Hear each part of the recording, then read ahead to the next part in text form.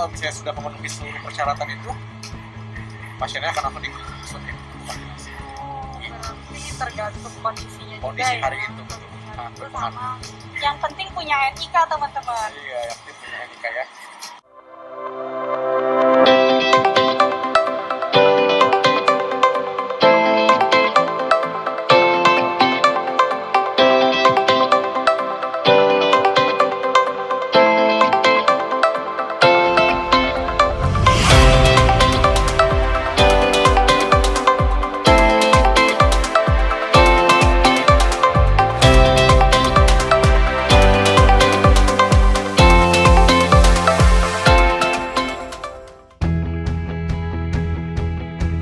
Selanjutnya nih dokter, kalau misalnya banyak juga yang nanya nih dokter, kalau misalnya kolesterol tinggi gitu dokter, Ya. itu boleh nggak divaksinasi?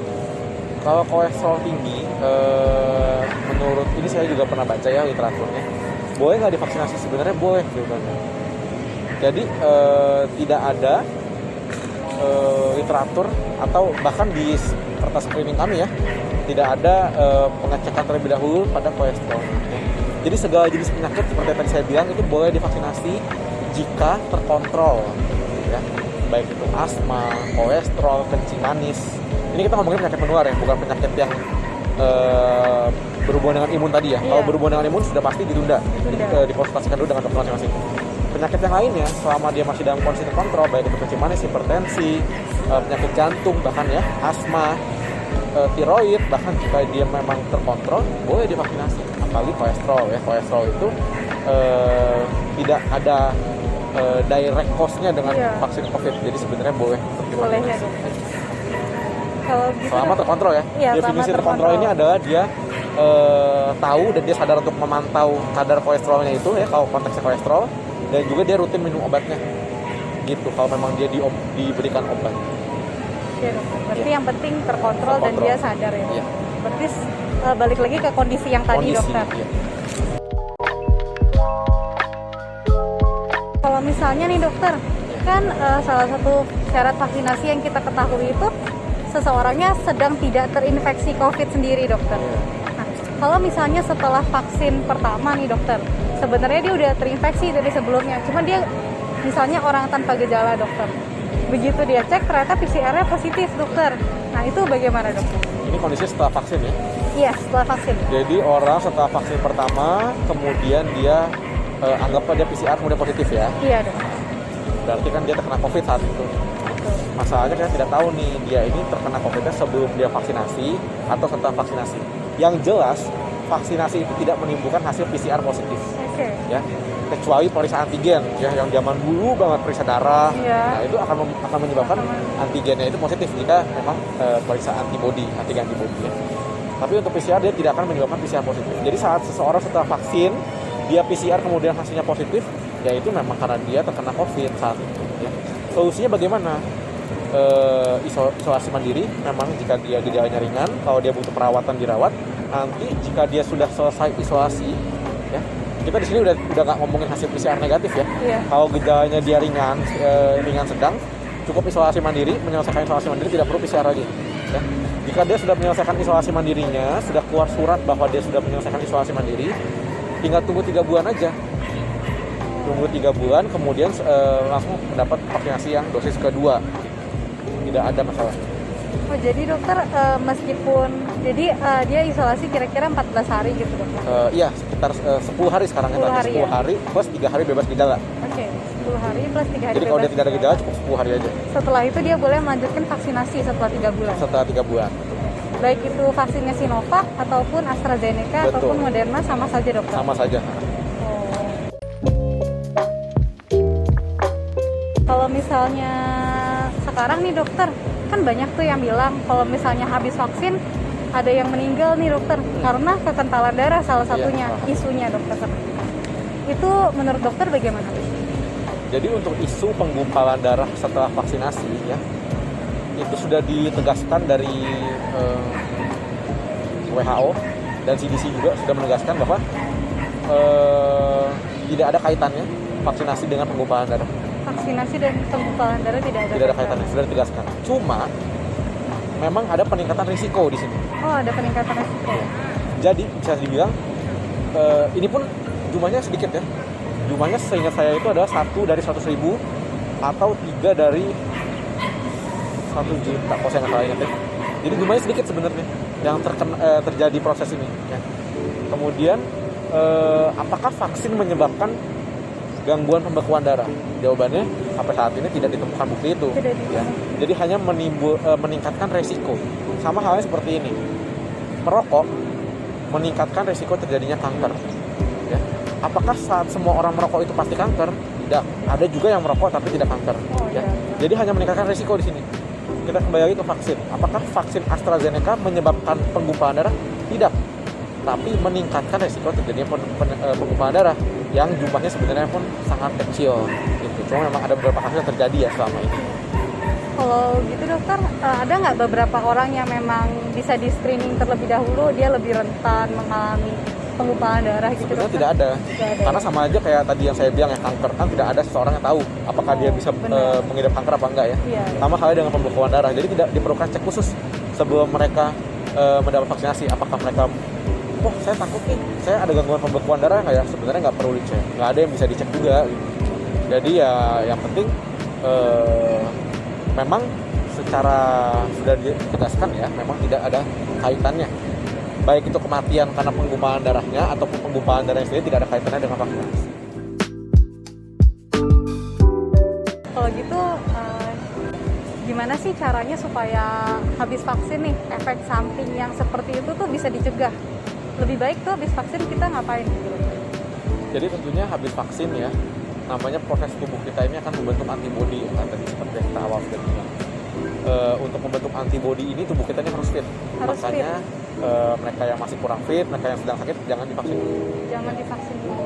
Karena proses antibodi ini nantinya butuh energi, butuh tenaga ya. Sehingga dianjurkan saat setelah vaksin yaitu jangan sampai kelelahan yang pertama. Kedua ya harus mengonsumsi asupan yang bernutrisi dengan baik. Berarti dianjurkan istirahat ya dokter ya, istirahat dan gizi yang cukup.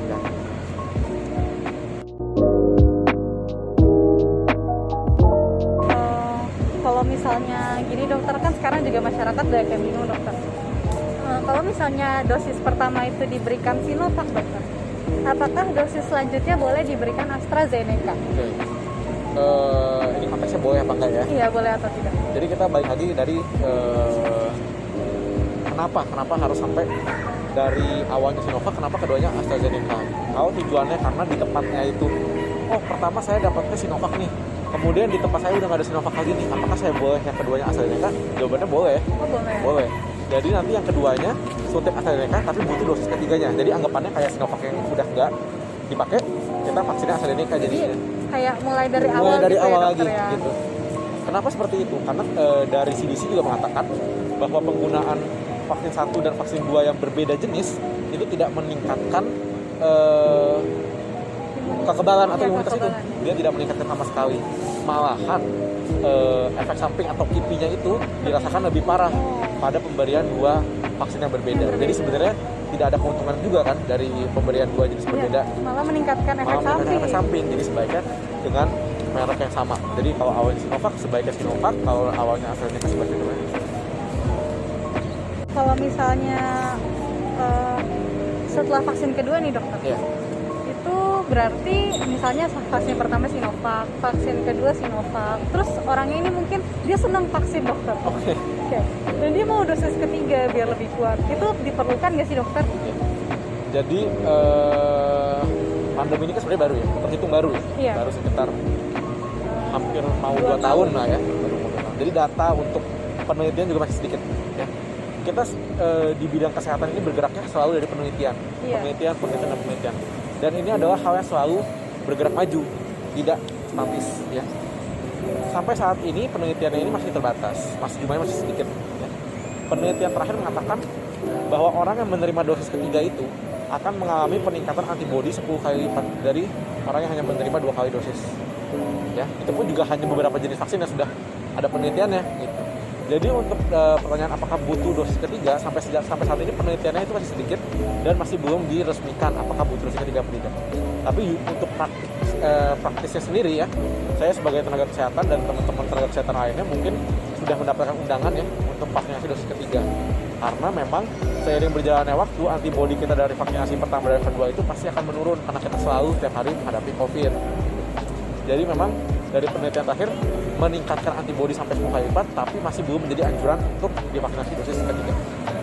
Jadi belum tahu ke depannya ya dokter ya. Mungkin sampai saat ini belum dianjurkan. Kalau misalnya obat-obatan nih dokter, ada nggak dokter obat-obatan yang tidak diperbolehkan selama jangka pemberian vaksin? Jadi untuk obat-obatan sendiri, karena vaksin ini tujuannya awalnya untuk membentuk antibodi ya. Jadi tentunya yang harus dihindari itu adalah obat-obatan yang memang mengakibatkan menurunnya imun kita. Contohnya apa? Obat-obatan yang dikonsumsi pada penderita HIV/AIDS ya. Kemudian ada obat-obat yang contohnya ada steroid, kemudian obat-obat TB juga tidak boleh pada 2 minggu pertama ya. Kemudian sisanya itu obat-obat yang lainnya biasanya itu berdasarkan asesmen dari dokter masing-masing, dari dokter yang memberikan. Jadi dokter yang lebih tahu kondisi pasiennya saat kondisinya terkontrol dan memang obatnya ini. Jadi kita mainnya ini adalah mana yang lebih untung, mana yang lebih rugi gitu. Jadi jika memang lebih untung vaksinasinya ya kita vaksinasi. Jika lebih untung obatnya ya jangan divaksinasi, kita fokus ke pengobatan yang ada. Berarti ke risk dan benefitnya. Risk dan benefitnya ya, betul. Dan kalau misalnya memang lebih baik keuntungannya, lebih baik divaksinasi. Divaksinasi. Gitu ya, nanti pertimbangan itu bukan diserahkan ke pasiennya ya, tapi diserahkan ke dokter yang merawat pasien tersebut. Yang lebih mengetahui tentang kondisi pasiennya. Kalau gitu dokter, ini mau melenceng sedikit nih dokter dari vaksinasi. Cuman sekarang juga isunya lagi banyak nih dokter. Jadi tentang banyak kan sekarang dijual di toko-toko online obat untuk COVID, kayak misalnya obat yang anti parasit itu dokter. Di sini kita tidak menyebutkan merek ya dokter.